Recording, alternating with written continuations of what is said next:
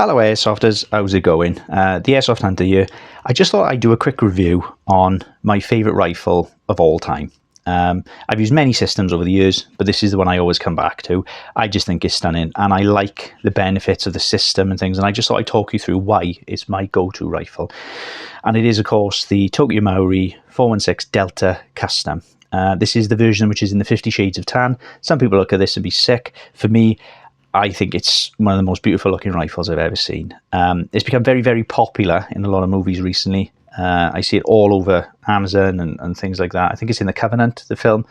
Jake Gyllenhaal's using it. Very, very nice looking rifle. I would explain why I use this compared to, say, a HPA rifle. So the reason I like this is for people who are not familiar with the NGRS system, it's as close to the real thing you can get without being a GBBR rifle. So the way this one works is it uses a LiPo battery or whatever battery you're using to push back basically like a recoil system. So it fires just like a real rifle. So if you have a look here, you've got your fire selector, and if you have a quick look at the dust cover, what happens is when you put that on single shot or on auto, you pull the trigger, the bolt will go back just like a real rifle. And if you flick it to fully auto, it will give you that recoil as though it is a real rifle. So for me, I like the realism. I like being able to go somewhere and feel like it's a real event rather than go in and just firing 1,000 rounds off with a HPA rifle. There is a downside to this system. It is quite heavy. It is going to be a lot more heavier than what, say, a HPA rifle is. Obviously, because you've got the internal workings, you've got all the recoil system. Everything is pretty much metal on this rifle, apart from some of the polymer bits, you know, like the grip and stuff. But the build quality on these things is astronomical. I mean, if you put this next to a real rifle, you would struggle to tell the difference between this and, you know, an actual real one. But for me, the benefits over this outweigh the weight, and I wanted to explain why.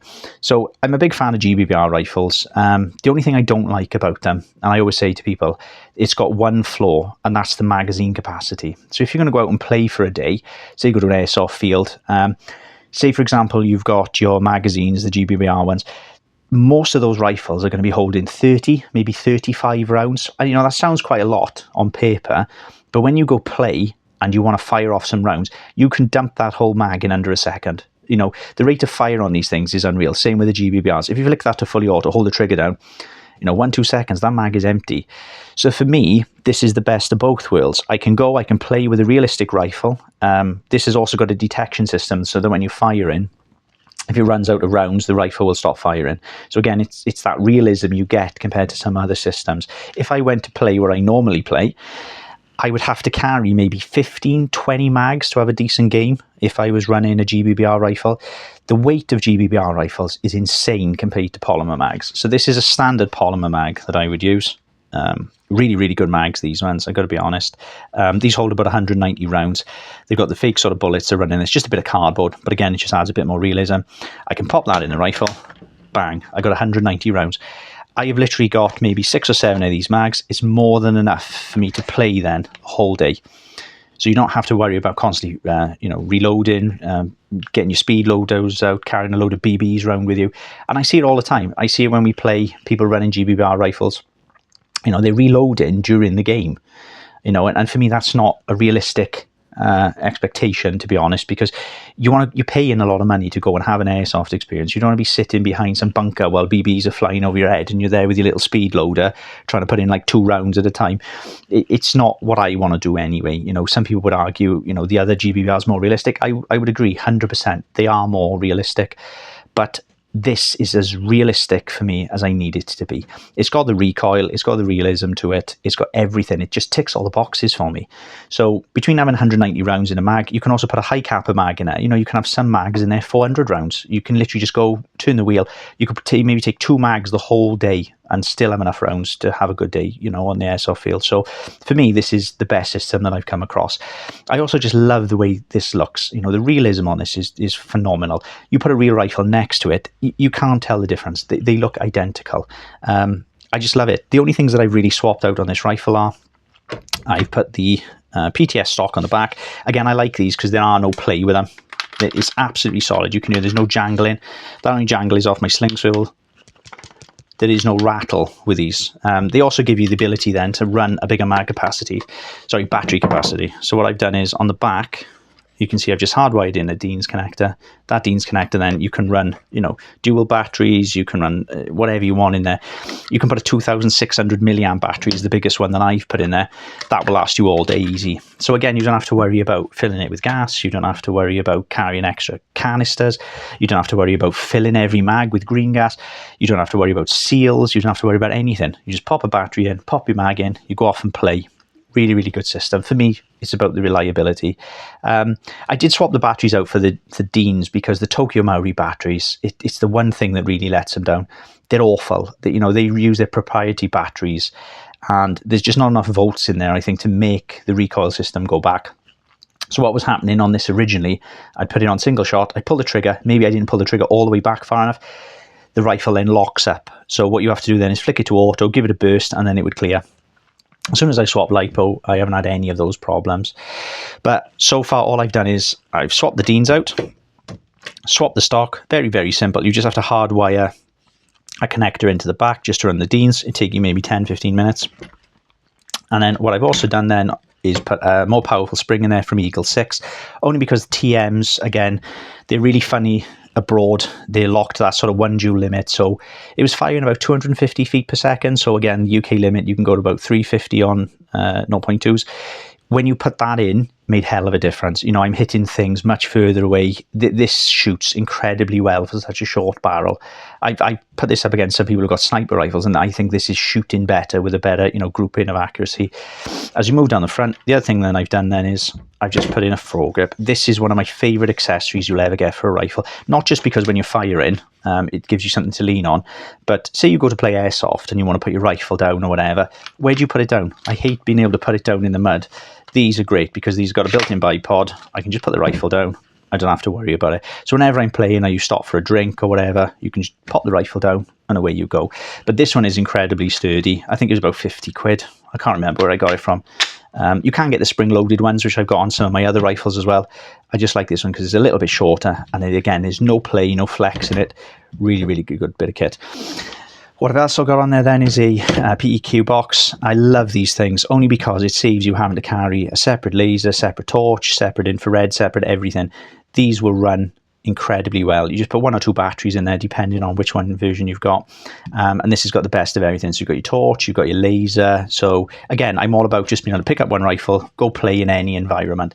The only thing that I tend to do with these is I put a lens cap protector on, only because I've seen so many of these get shot out over the years. So I've got a 5mm Perspex piece of acrylic, and I've just 3D printed a lens cap cover. It just stops any BBs hitting there, just destroying the system. Where I played once in the depot in South Wales, there was a guy there and a BB went straight, not through the glass, but through the PEQ box. So this gap here went into the PEQ box and just blew it to bits. I think he'd only had it a couple of days. He was livid. And then if we turn the rifle over, what I've got on this side is I've just got your vector optics. Again, what I tend to do is I 3D print a lens cap cover. I put a 5mm piece of acrylic in. I pressure fit it so it pushes on. I make these myself as well. So what you can do is just put them on. It just saves you, paying 70, 80 quid for a new optic. I put in some sling swivel points. Again, these are push fit ones. These are incredibly good because it saves you having to buy in multiple slings. You can just buy one sling.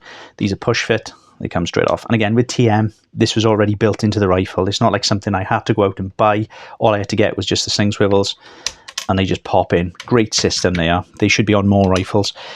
As you go down, TM give you the Picatinny rails, which is another good thing because, again, a decent set of Picatinny rails, you're going to spend a lot of money. These are actually galvanized and powder coated rather than them actually just being like plastic.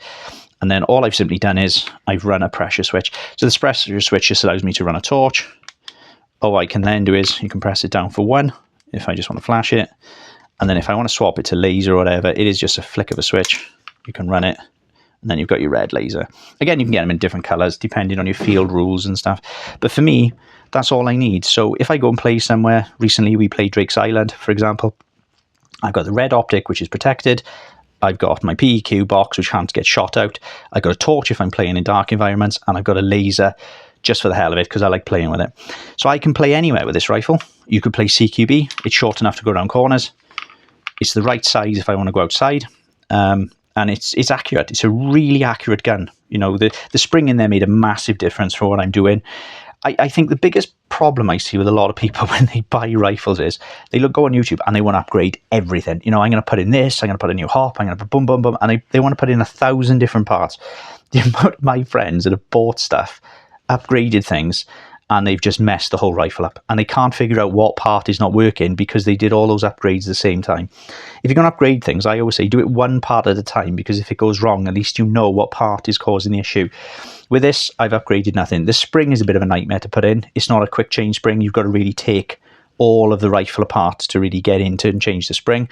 But how often are people changing springs? You know, maybe once a year, maybe, you know, once every 2 years. But for me, this is the pinnacle of what you can do.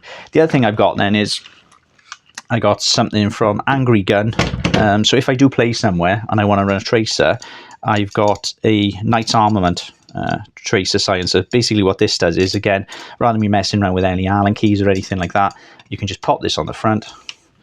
What this will actually do then is it'll actually lock into place, and it is just a screw fit in. Boom. And that's done. So inside this then it'll actually house a tracer unit, so I can go and play in a dark environment, or I can play CQB. The other reason I'm a big lover of this system is because the front is protected. The amount of people I know that they buy really expensive tracers, one BB hits them and it just shatters or blows them to bits. They're not really designed to get hit. So this, for example, this is completely protected. You know, unless one BB went straight down the front and then shot up into the barrel, you know, the chances of it happening are 1 in a billion. I've never blown out a tracer, nothing. So for me, this is a bomb-proof system. It's reliable. I can play indoors, I can play outdoors, I can play in the dark, I can play in a CQB environment, because all of the rifle is protected. I don't have to worry about filling it with gas. I don't have to worry about magazine capacity. I can carry a sling if I want to. I can rest it if I want to. I always say to people, think of your airsoft weapon as a whole system. You know, take something that's not going to give you any grief for the day or any jip. You know, you want something that you can just take and play in any environment if that environment changes. But I totally understand why special forces and things use this rifle, because it can be used anywhere. It's the right size, it's the right weight for me, and you've got lots of attachment points and things that you need to do. Plus you've got the benefit then of running the high cap mags if you want. It's a very hard system to beat. You know, HPA, 100% more accurate. Rate of fire, HPA wins. But overall, I would say ease of use, this is my go-to rifle. Absolutely love the thing. The red dot on it is absolutely fantastic as well. I got to be honest, wherever you put that dot, that is where the BBs are going. And in will chuck, I use 0.3s in these outdoors. 0.28s is my go-to ammo because the price is a bit better. But, you know, it's incredibly cheap. Oh, sorry, and the other thing I've also put on there is just a riser mount. The reason I've got this on the optic rather than putting down is I tend to run a scope cam. So if the scope cam is here, this doesn't actually give enough clearance over the top of the scope cam. That would normally be sitting here. But yeah, it's my go-to rifle. I use it all the time. It is by far my favorite system that you can get, just because it's so customizable. You've got the best of all worlds, you know. And when you're outdoors and you're firing, it's a bit of a head turner when you're next to some people and you let that sort of full auto go.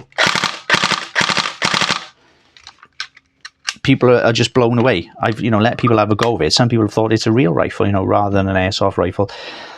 But let me know again, guys. Have you got one? Have you got the black version? Have you got the tan? Have you had issues with them?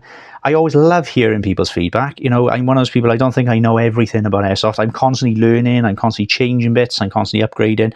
But for me, I've got some rifles that I've upgraded, you know, massively, and they don't compare to this system. You know, it's just, for me, it's the pinnacle. I've also got the MP5 version of the NGRS.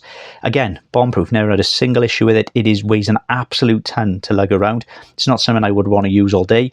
But for me, I think this is the system to currently beat. But yeah, let me know what you think. Have you got one? Do you love them? Do you hate them? Do you think they're too heavy? Have you had problems with the batteries? You know, do you run a different setup to what you've got with all the attachments? You know, send me some pictures and stuff. I'm really interested in what you guys think and stuff. But for the moment, that's the Airsoft Hunter out. Cheers, bye.